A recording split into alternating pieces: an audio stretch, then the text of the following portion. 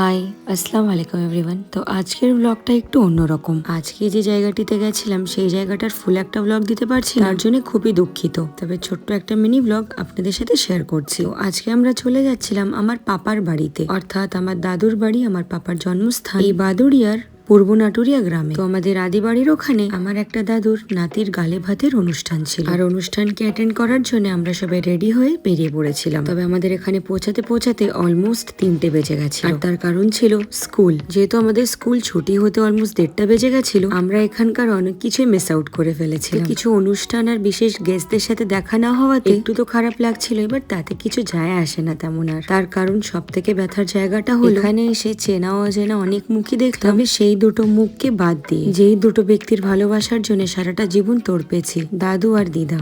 আমার দিদা মারা গেছিলেন কম করে হলেও আজ থেকে 20 বছর আগে, আর দাদু আমাদেরকে ছেড়ে গেছেন অলমোস্ট 4 ইয়ার্স আগে। পাপার জবের পোস্টিং এর জন্য যেহেতু ছোটবেলাটা আমাদের বাইরেই কেটেছে, দাদু দিদার সাথে সেইভাবে টাইম স্পেন্ড করার সৌভাগ্য কপালই হয়ে ওঠে। এইদিকে জীবনে কখনো নানু ভাইকে দেখিনি, কারণ আমার নানু ভাইয়ের ডেথ হয়ে যায় যখন আমার মামির বয়স মাত্র 7 বছর, এবং আমার নানিমাও আজ থেকে 3 বছর আগে আমাদেরকে ছেড়ে চলে গেছেন। আর সত্যি কথা বলতে আজকে আমাদের গ্রামে গিয়ে মনোরম নিরিবিলি পরিবেশ আমাকে যতটা শান্তি দিয়েছে, তার থেকে অনেক বেশি কষ্ট নিয়ে বাড়ি ফিরেছি। তার কারণ কোনো কিছুই আর আগের মতো নেই। সময়ের সাথে জায়গা, মানুষ, সম্পর্ক সবকিছুই পরিবর্তন হয়ে গেছে। তবে আজকে কয়েক ইয়ার্স পরে নিজেদের পাড়ায় এসে সবার সাথে দেখা হয়ে খুব ভালোই লাগছিল। তবে এক্ষুনি এখান থেকে আমাকে বেরিয়ে যেতে হবে, তার কারণ আজকে এই প্রোগ্রামটার পরেই আছে আমাদের বড় একটা কাজ। মা পাপারা কিছুটা টাইম স্পেন্ড করতে পারলেও আমাদেরকে এক্ষুনি খাওয়া দাওয়া করে বেরিয়ে যেতে হবে। ওই কারণেই আমরা যখনই এখানে ছুটিতে আসতাম, কোন জায়গাটাতে থাকতাম, কোন ঘরে থাকতাম, আজকে কাদের কাদের সাথে দেখা হয়েছে, কোনো কিছু ডিটেলস আপনাদের সাথে শেয়ার করতে পারিনি। তবে ডেফিনেটলি অন্য একটা দিনে সেই জায়গাটার ফুল ট্যুর দেখাবো, কারণ আমার পাপা দাদুদের ফ্যামিলিটা প্রচুর বড় এবং আপনাদের সাথে এখানে এসে শেয়ার করার মতো অনেক কিছুই আছে। তবে আজকে যেহেতু হাতে সময় সব তাড়াতাড়ি করে এখান থেকে বেরিয়ে যেতে হচ্ছে, আজকে আমরা যে বিশেষ কাজটার জন্য এসে সেটা আমাদেরকে 4টের মধ্যে মিটিয়ে নিতে হবে।